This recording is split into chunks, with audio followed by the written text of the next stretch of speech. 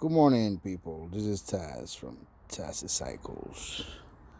Today I'm working on a 2018 Zuma 125, taking the rear wheel out to replace tire and rim.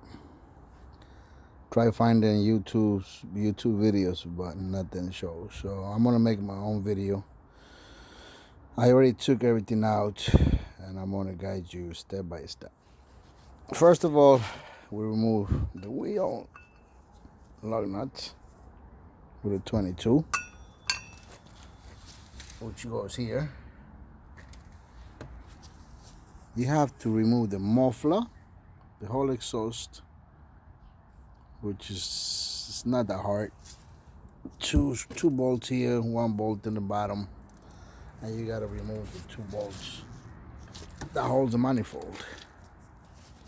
After that, you get to the swing arm part of it. You have to remove the swing arm. This piece right here, two bolts, and then you snap the whole thing out and the wheel will fall off. Also, you have to remove the rear shock, and that's about it. Little pain in the butt, if you say. Not too complicated. All you need is a 10, a 12, or 14, and some elbow grease.